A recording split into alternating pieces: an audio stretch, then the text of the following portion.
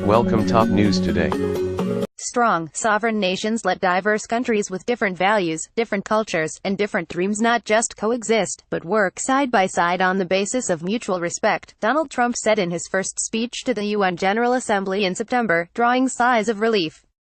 3 months later, those same diverse nations have been warned by the U.S. President's UN Ambassador, Nikki Haley, that she will take their names if they fail to support the U.S. decision to move its embassy to Jerusalem and recognize the city as the capital of Israel. The era of mutual respect was short-lived. Haley's implicit threat was that countries that feature on the U.S. register by defying the U.S. president will face consequences. A few hours later, Trump made explicit what is implicit in America First diplomacy. If the UN voted against the U.S., he forecast that the U.S. would save a lot. We don't care. But this isn't like it used to be where they could vote against you and then you pay them hundreds of millions of dollars. We're not going to be taken advantage of any longer, Trump said. If soft power, in the words of Joseph Nye, is the ability to get what you want through attraction, rather than coercion, Trump has become the ultimate exponent of hard power diplomacy. It is part because he is a product of a mindset that has long seen the UN as a hotbed of anti-Americanism, corruption and waste, best set out in Fox News correspondent Eric Schantz, The UN Exposed. In the words of John Bolton, the U.S. ambassador to the UN in the Bush administration, the UN has always represented a target-rich environment. It can also be argued that Trump is only highlighting a constant feature of big power diplomacy at the UN. It is what Lord Haney, the former UK ambassador to the UN, describes as the trepidation index, the calculus of the consequences that comes with voting against a big power. Every permanent member of the Security Council, including the UK, hopes to be high on that index.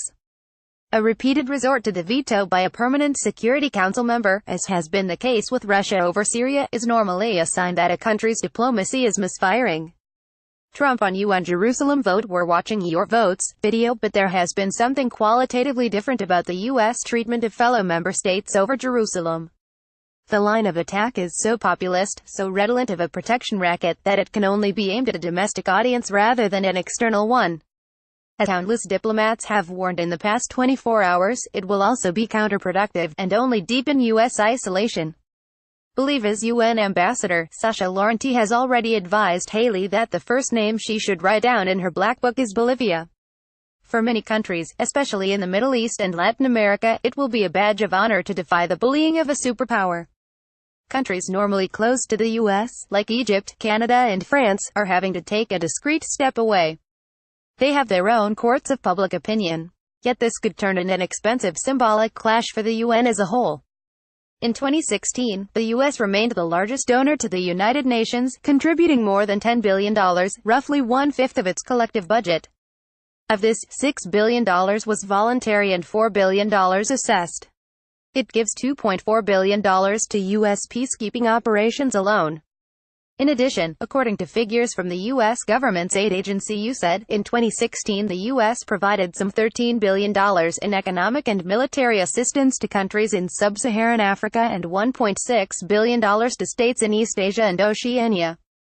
It provided some $13 billion to countries in the Middle East and North Africa, $6.7 billion to countries in South and Central Asia, $1.5 billion to states in Europe and Eurasia and $2.2 billion to Western Hemisphere countries, according to USAID. The danger is that Trump's row could spiral out of control, causing long-term damage to the UN and to the reform program of the Secretary-General, Antonio Guterres.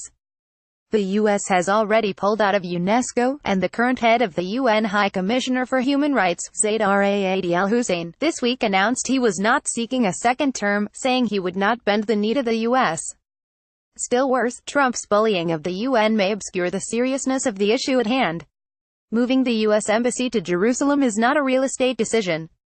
Recognizing Jerusalem as the capital of Israel challenges the peace process, discomforts Saudi Arabia, America's closest ally in the Middle East, and sets the U.S. apart from its closest European allies, who have advocated a two-state solution for 40 years.